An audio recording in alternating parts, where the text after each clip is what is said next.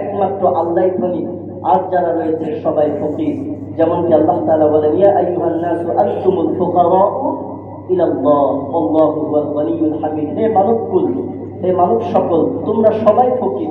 আল্লাহ তাআলা এই আয়াতের মধ্যে বলছেন শিল্পপতি ধনী গরিবের কোনো ভেদাভেদ নাই। মানুষ বলতে সবাই কি কাঙ্গাল, আল্লাহর কাঙ্গাল। একমাত্র আল্লাহ তাআলাই অমুখাপেক্ষী।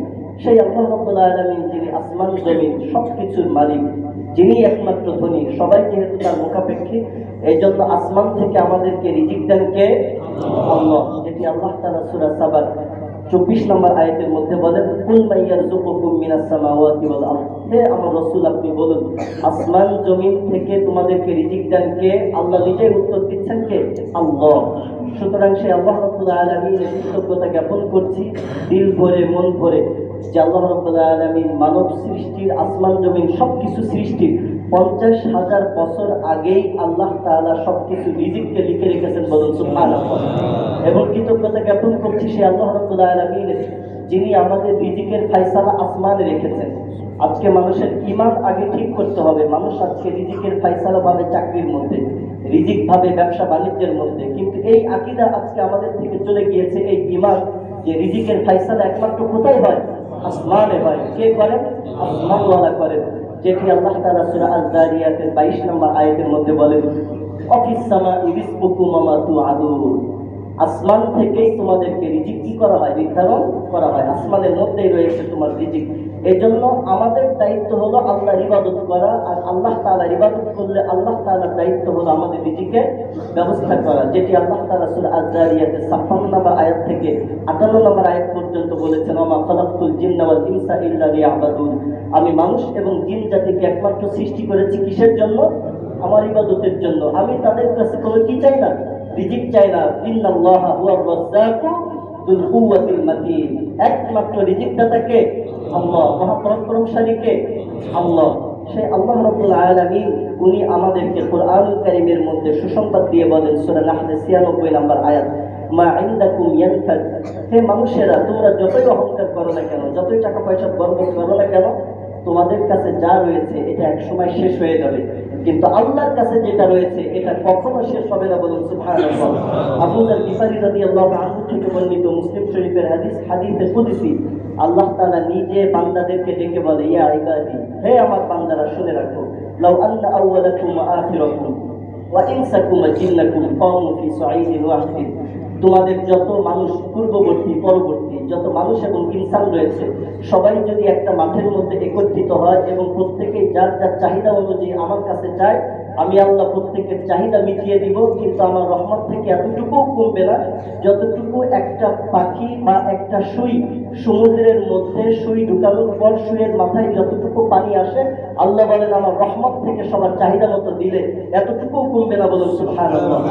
এই জন্য আব্দুল্লাহ ইবনে ওমর রাদিয়াল্লাহু তাআলা আনহুমা থেকে বর্ণিত মুসলিম শরীফের হাদিস, আল্লাহ রাসূল সাল্লাল্লাহু আলাইহি ওয়াসাল্লাম বলেন, কাতাবাল্লাহু মাকাদিরাল খালায়েক।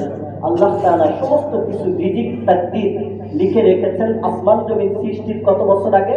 50,000 বছর আগে। এবং আল্লাহ রাসূল বলেন, ওয়া আরশুহু আলাল মা।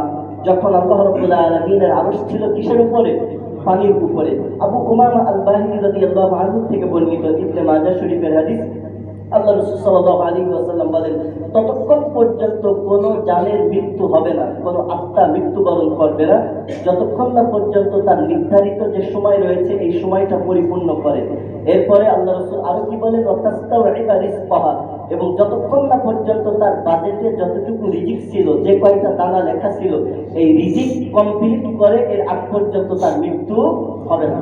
এর মানে আল্লাহ যে ওই যে 50,000 বছর আগে রিজিক লিখে রেখেছেন আমাদের জন্য, এইটা যার যার বাজেট অনুযায়ী শেষ করবে, তারপরে তার কি হবে? মৃত্যু হবে। এই জন্য আল্লাহ রাসূল এই হাদিসের মধ্যে বলেন, ফাত্তাকুল্লাহ, তাই তোমরা আল্লাহকে ভয় করো, ওয়া আজমিলু ফিত তালাব। সুতরাং আল্লাহর কাছে ভালো করে চাও, আল্লাহর কাছে কি কৌশলে সুন্দরভাবে ভদ্রভাবে কি চাও। এই জন্য আমাদের অনেক বেশি আমরা সম্পদ নিয়ে, রিজিক নিয়ে, অন্য কিছু নিয়ে হুতাশ করি। এই জন্য কবি বলে যে, ভাবছো কিসে, ভাবছো মিছে, তুমি ভাববার কে, যার ভাববার ভাবছেন তিনি, তুমি ভাবো তাকে। আমরা যা কিছু ভাবতেছি সব কিছু মিছা। একমাত্র আমাদের ভাবতে হবে কাকে? আল্লাহকে। আল্লাহকে ভাবলেই আমাদের রিজিকের ব্যবস্থা হয়ে যাবে, আমাদের সবকিছুই কি হয়ে যাবে। এই ভূমিকা দিয়ে আপনাদেরকে বোঝাতে চেয়েছি যে পৃথিবীর যা কিছু রয়েছে সমস্ত কিছুর মালিকানা কার? আল্লাহ। যা কিছু দিয়েছেন রিজিক হিসাবে কে দিয়েছেন?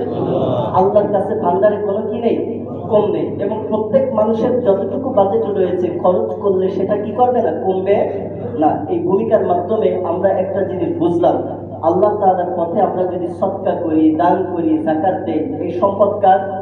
আল্লাহ। তাহলে আমার অন্তরে মায়া লাগবে কেন? আল্লাহ কোরআনে বলেছেন সূরা নাহলের 96 নম্বর আয়াতে, আল্লাহর ভান্ডারে কম নেই, শেষ হবে না। তাহলে আমরা যাকাত দিতে কার্পণ্য করি কেন? যদি আমাদের কোরআনের প্রতি, এই হাদিসগুলোর প্রতি বিশ্বাস থাকে, তাহলে আমরা দান সদকা করতে, যাকাত দিতে কার্পণ্য করতে পারি না। মহান আল্লাহ রাব্বুল আলামিন যদি তৌফিক দান করেন, তাহলে আপনারা বুঝতে পারছেন আজকে আমরা ইনশাআল্লাহ যাকাতের গুরুত্ব, তাৎপর্য, ফজিলত এবং কোরআনের আলোকে যাকাত দেওয়ার ফজিলত, হাদিসের আলোকে যাকাত দেওয়ার ফজিলত এবং সামর্থ্য থাকার পরেও যারা যাকাত দেয় না, কোরআনের আলোকে তাদের শাস্তি কি, হাদিসের আলোকে তাদের শাস্তি কি, কোন কোন খাতে আমরা যাকাত দিতে পারবো এবং কি কি সম্পদে আমরা কতটুকু সম্পদ থাকলে যাকাত দিব, এবং যাকাতের যে বিভিন্ন সচরাচর যে বিষয়গুলো, মাসালাগুলো কমন সবার জানা দরকার, যেহেতু